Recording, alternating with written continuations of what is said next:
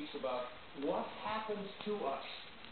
What happens to us when here we have in this room probably 1,000 or more people in this beautiful, majestic theater of Boston.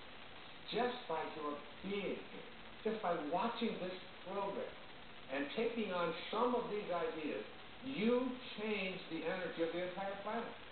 Everything is connected to everything else. The Native Americans used to say, no tree has branches so foolish as to fight among themselves. We're all branches on a tree called humanity. What I'd like to do is just do a quick summary now of what I call the dire dozen. And this is the 12 points that I have been speaking about and talking about here in this entire program. There are 12 of them. I'm just going to spend a moment or two on each. If you want to jot these down while you're watching, I would encourage you to keep track of these 12 ideas, the dire dozen, for connecting to intention. 1, want more for others than you want for yourself. Want more for others. Whatever it is that you perceive to be missing, whatever health problems that you may have, whatever addictions you're struggling with, whatever lack of love that you have in your life, whatever lack of peace that you have with your aunts and your uncles or your parents or your in-laws, want the peace that you seek for yourself more for them. Want it more for them. That is how we create this level of consciousness. Secondly, think from the end. Begin to see yourself surrounded by the people and the events and the things that you would like to have. Only see yourself. You're having a problem with an addiction, see yourself as addiction-free. See yourself, if there's a car that you want. My son was perfect at this sales. I mean, he's just so good at this. Because there's a certain car that he wants. It's yellow. And he didn't just bug me about it every day, which they all do. And all kids will do. But he saw himself. He got a picture of it. He put it on his computer. It's the background of his computer, this yellow whatever it is. All right? I call it the school bus. I thought I was going to put cab fares on the side of it, but that's what he wanted. Right? And then he saw him, and then he went down and he drove it. And it was a used car, and he got on the internet, and he just saw himself in it. He couldn't not see himself in it. You know, we call this just persistence and being a pain in the rear end oftentimes, but it's not that at all. What it is young people have this instant knowing and awareness that I can create what I want for myself in my life, and the way that I do it is I act as if it's already here. And almost like they won't be denied it. That's what intention is. It's not that fitful attitude. It's that awareness that I am thinking from the end. It's already here, because everything that you think is missing from your life is already here. The third of these dozen is to be an appreciator in your life. Be an appreciator. Look for that which is valuable rather than worthless. Look, you go out and you buy a house, and 10 years later, we say it appreciates in value. What does that mean? What does it mean that a house appreciates? It is more what? Valuable. It's more, same thing with you. If you're an appreciator, you have more value. What could be more valuable than being connected to Source? 4. Stay in rapport with Source energy. Stay in rapport. Your job here is to be in a state of harmony with this. Constantly reminding yourself, is this how my Source thinks? 5. Resistance. Understand this about resistance. Every thought that you have that is other than that which you emanated from is resistance.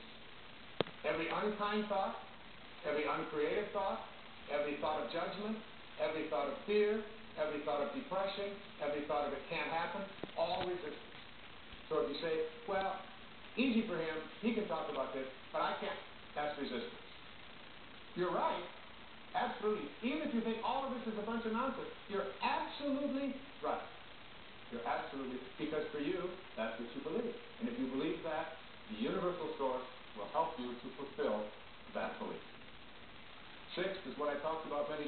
program, contemplate yourself as surrounded by the conditions which you want to produce.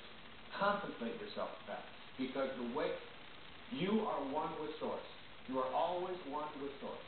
You are one with all of its principles, all of those things. You are one with it. It can't be anything other than it is. Neither can you.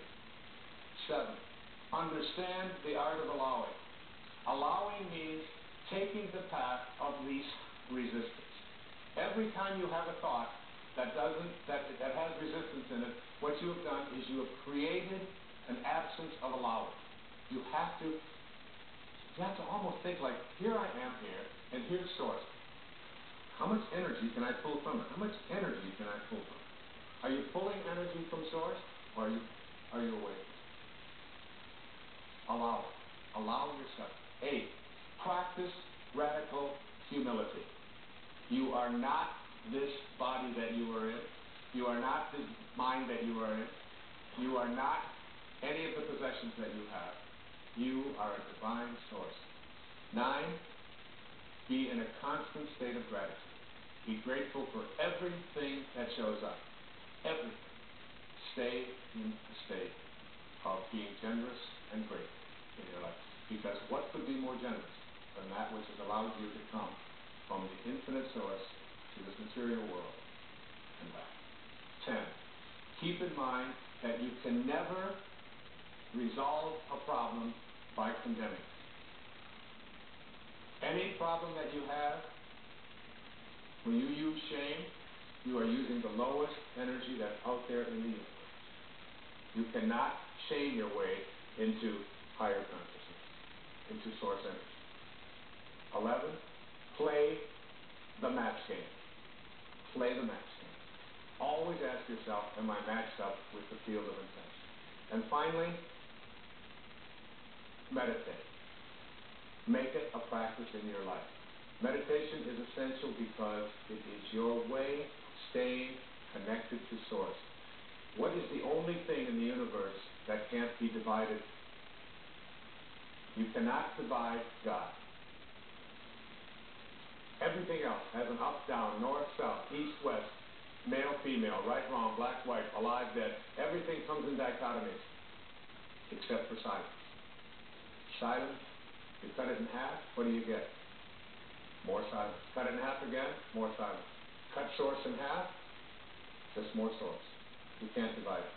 Meditation. Stay in the gap. I'd like to close out this program on the power of intention with a story that was sent to me by my dear friend, Ellen. It's called Attitude. 92-year-old, petite, well-poised, and proud lady who's fully dressed each morning by 8 o'clock, 92 years old, with her hair fashionably coiffed and makeup perfectly applied, even though she's legally blind and moved to a nursing home today. Her husband of 70 years recently passed away, making the move necessary. After many hours of waiting patiently in the lobby of this nursing home, she smiled sweetly when she told her room was now ready. As she maneuvered her walker to the elevator, I provided a visual description of her tiny room, including the eyelet sheets that had been hung on the window. I love it, she stated, with the enthusiasm of an 8-year-old, having just been presented with a new puppy. But Mrs. Jones, you haven't even seen the room yet. Just wait. That doesn't have anything to do with it, she said. Happiness is something you decide on ahead of time, whether I like my room or not. It doesn't depend on how the furniture is arranged. It's how I arrange my mind.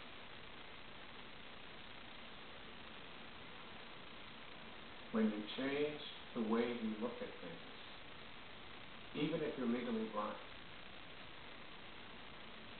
the things you look at change. God bless you. And thank you.